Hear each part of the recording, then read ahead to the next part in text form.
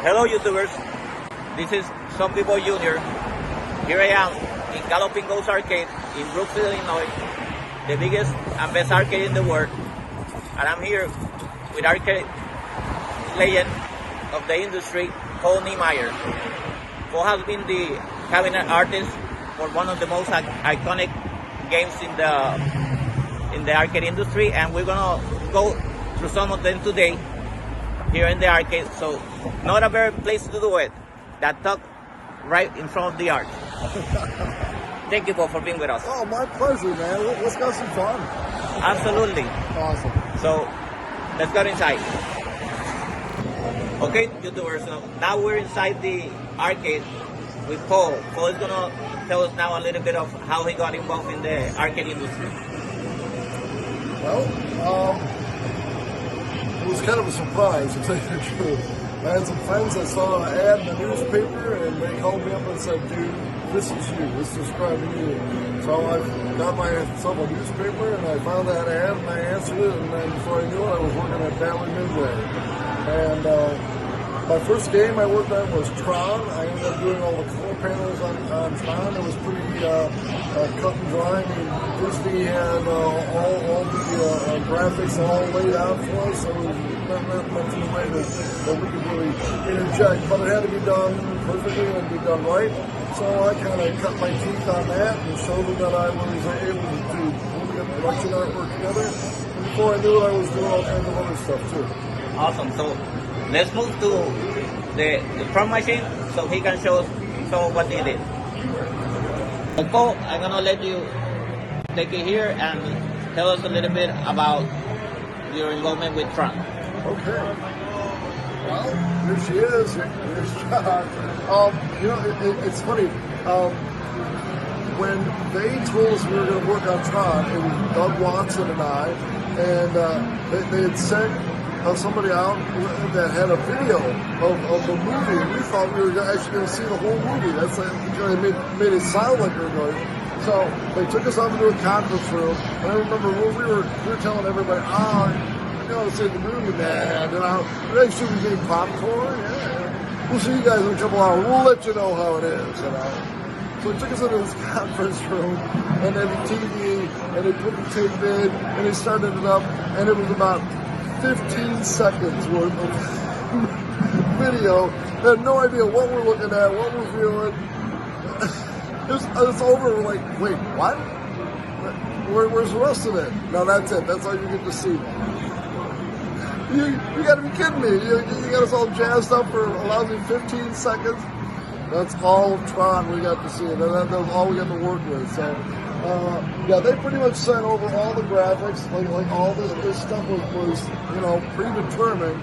But it had to be made. It had to be done. It had to be done in the colors they wanted it, So this was kind of a game to cut my teeth on. I really figured out how to do color separation. And believe me, this was a nightmare, a color separating nightmare. So if you can do this one, you can do any one. I'm telling you, and that's why you always have to do a good job no matter what, because you don't know who's watching what you're doing.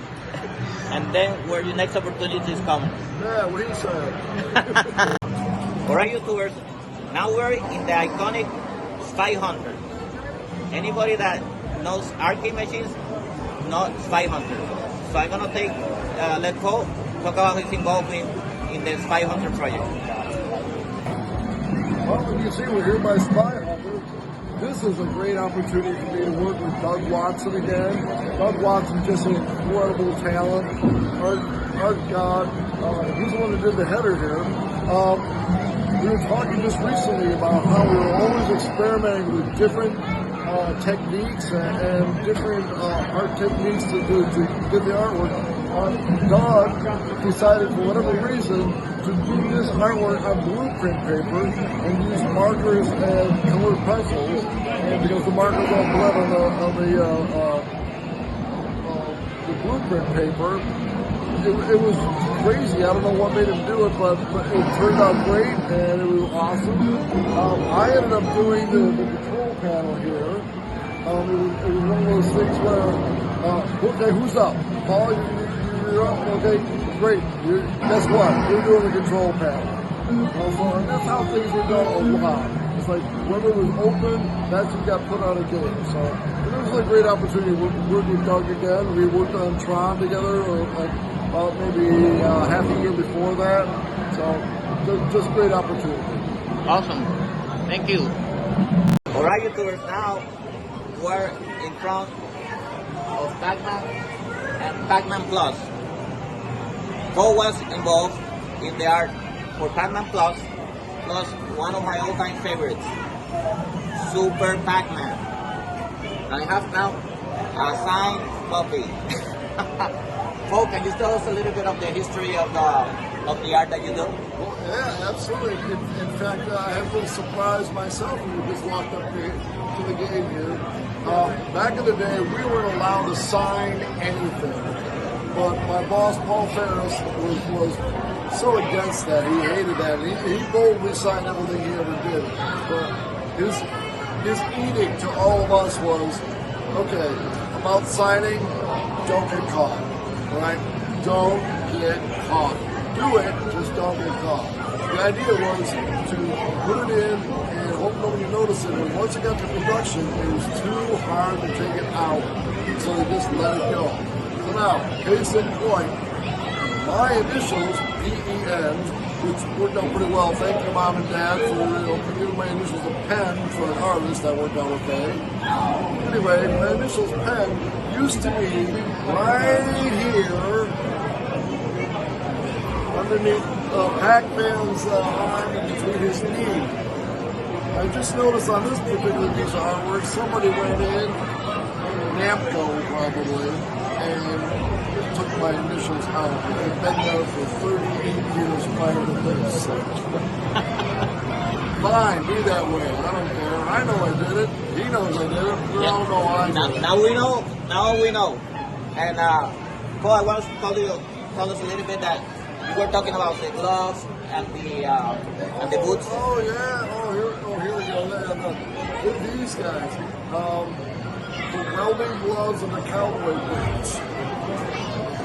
When I originally drew this Pac-Man character, I'd given him gloves like Mickey Mouse. I shouldn't even said his name. I might even get sued for that. The mouse. Okay. Fair use. Fair use. And he had cute little blob booties, you know. Oh my God, they had a thing. Can't do the mouse, man. You do. So that is why Pac-Man has welding gloves and cowboy boots. It couldn't look anything like a mouse. Awesome. There it is. All right. Next. Oh, one more thing. Yes. I forgot. We needed a Pac-Man alphabet. The only words that existed were Pac-Man, and when we decided to do this, they wanted to have the words exciting, new, and plus in the Pac-Man type style, which didn't exist. So I ended up creating virtually the very first Pac-Man. I don't know whatever happened to it, but we see the results of the company when I was here. I do remember making an entire alphabet of the Pac-Man type thing. So there you go. Yes. So yeah, Paul and me were talking about it, that a lot of people don't realize how important it is back in the day in the industry, the lettering. People forget because nowadays everything's done by computers. But it used to be back in the day that it had to be done by hand. So it was a whole other artwork itself. So I was very, it was very interesting for me to say that he was actually involved in also creating the lettering and the alphabet. A lot more to it. So easy now. The same stuff that would take us a week to do, I can do in 5 minutes on my computer. Exactly, and that's it. But for me, the sense that the artist, there was a whole section of art only to do in lettering. It got a spirit to the whole thing, a more value. Absolutely. All right, so up to the next. All right. So now we're in my number one machine, the only one back when making a million points, counted something when you're playing artists. The one and only Satan's Hollow. So, you notice, I learned on the topic, but this machine, when you go inside an arcade, you know exactly where you're going, like you're looking at. Very distinctive, it's a whole different level. So follow me. I'll take you later on. Tell us please about the history of the cabinet. Well, we start with the header first. Well, to tell you the truth, what really happened first was Paul Ferris came to my desk and dropped, the blueprints on it. He said, "How would you like to do a game?" Well, I was 24 years old, and I've been working over there for a couple of months and wondering if I'm ever going to get a game because all the competition was Bally art gods, and here's my big opportunity. So I was thrilled. Believe me, I was beside myself. I couldn't wait to get into this game. So, Satan's Hollow, which was kind of interesting in itself that the name was, Satan's Hollow. I was raised in a very, very strict Christian, Lutheran, tiny German farm town, so I didn't know how Satan's Hollow was going to go over. I remember not even telling anybody that I was doing it at the time, and yet I was just super proud to have done it. So there was kind of a weird dichotomy going on there. But anyway, I just threw myself into this game and loved doing it.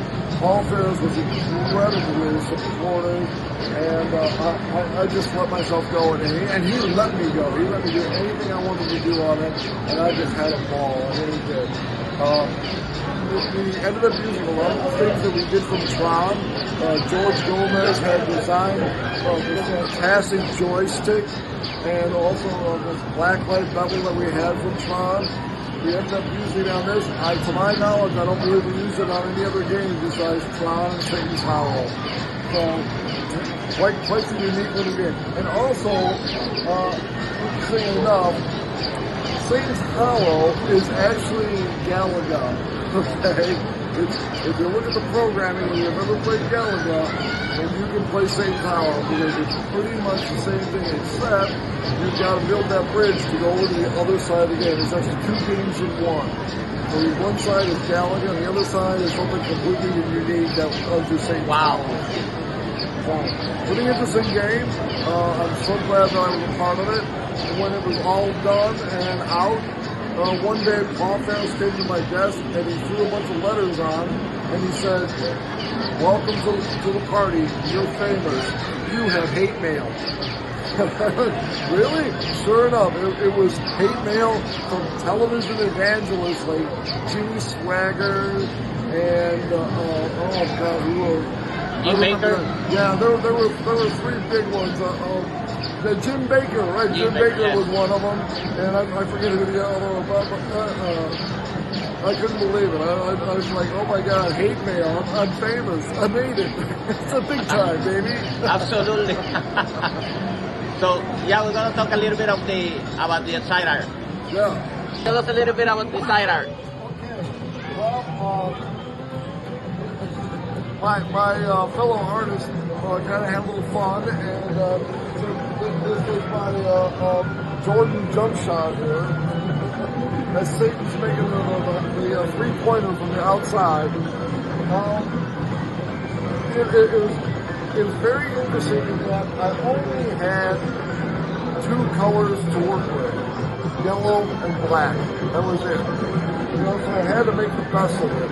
And, or yellow, black, and white. So this is what I came up with. And to tell you the truth, having those restrictions made things, I don't know, I was found that I worked better having restrictions than not having restrictions. I'd rather have to work within the parameters of what I had to work with and come up with something. It was always a challenge to do it. And I like to think that I rose to the occasion. Wow, that's so awesome. All right. Thank you. All right, YouTubers.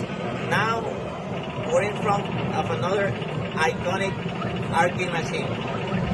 whoever knows about arcades knows about Wacko. So Paul, I'll let you take it over and tell us about this iconic game when you created the art.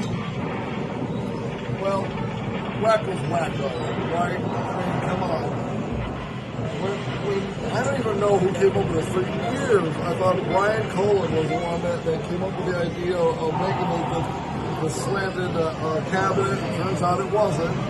I also thought that all of these characters were Brian Collins, and for years I held that as true. It turns out only this guy, Cosmic Cruiser, only he was the Brian Collins character. All these were characters, I don't know who designed them, but I was true to the design of them, thinking they were Brian's. I really found this out in an interview that Brian and I did together a couple of months ago.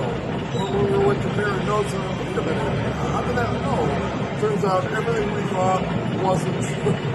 Even though we were working on the same game, Brian and I see each other more now than when we worked at Bally on the same games. So, Wacko, there it is. Oh, stuck my initials here. Always.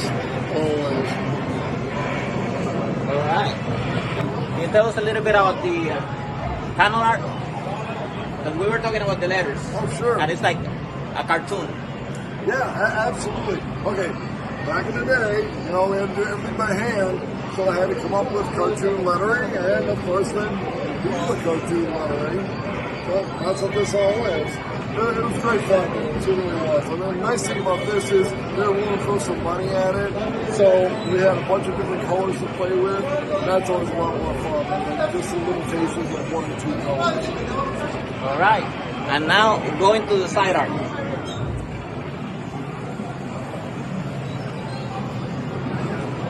Very distinctive side art. A lot of characters here. It's been years. I mean, it's been decades since I've seen this art. I'm totally blown away. I love being reunited with the stuff that I've done so many years ago. This is just great fun. Thanks for the opportunity. This is so cool. All right. Thank you. Next. All right, YouTubers. So now we're in another iconic game for the arcades. And like I said, whoever knows and is a connoisseur of arcades knows Tapper. Okay, Paul, I'll let you take it over. All right. Hey, here we are in Tapper. Margaret Hudson and I worked on this game. Margaret is just an incredible talent, and I love working with her. I absolutely adore her. Just fantastic, amazing. One of the few women in pinball and video games. She should be more represented, that's for sure. Anyway, this is her artwork here. She came up with the character on the side. I did all the woodworking on it and helped design the bar on the side. But one of the things about Tapper that I thought was so unique is that it was designed to be a correlation between Budweiser and Midway from the very beginning. A lot of people thought that Tapper was a game that later on they incorporated Budweiser into it. That isn't how it happened. It happened the other way around. Budweiser came to us and said, hey, we want a game in bars about serving Budweiser. So we came up with Tapper. Later, after the beer version had come out, that's when the root beer version came out. And actually, I believe Margaret was responsible for the character art on the side of that also. So very talented. It was great fun working with her. I remember the first time, not the first time, but when I was watching Wreck-It Ralph, and we were in the theater, and I almost jumped out of my seat. Oh my God, it's Tapper! And my wife said, "Shut up! People are looking at you. I don't care. Look at my games in the movie." That was pretty cool. It's still fun. It's still fun seeing your stuff, even years later, That's why I got into this business. It would work. All right. We're going to next. Well, I'm bringing it home. The one and only, the famous and infamous Mortal Kombat Intruders, that's right. Intruders. All right, Paul. I let you take over. Here she is, man. Mortal Kombat. Boy, after 10 years of being in the business, this is what I ended up doing. And boy, I've never dreamed in my wildest imagination what this would become, or how long it would endure, or what it would mean. And this late in, in the game. Here I am, still making appearances, signing autographs, and talking to all the great fans of Mortal Kombat. And the funny thing is, all of this came about over a desk. At the end of it all, when they were closing the apartment down, they had all of our equipment, and they decided that all the artists were going to get a desk. And somehow, I got forgotten about it. I didn't get my desk. I think probably because I was one of the first ones let go. So, Tony Maloney, when he was moving back to Italy, called me up and he said, "Hey, you can have my desk, all right?" So somewhere along the way, he must have told Greg Ferris, because the day that I went for my first meeting for Mortal Kombat, at the end of the meeting, as I walked out, Greg leaned over and said, "I hope this makes up for the desk." And that's how I got Mortal Kombat over a desk.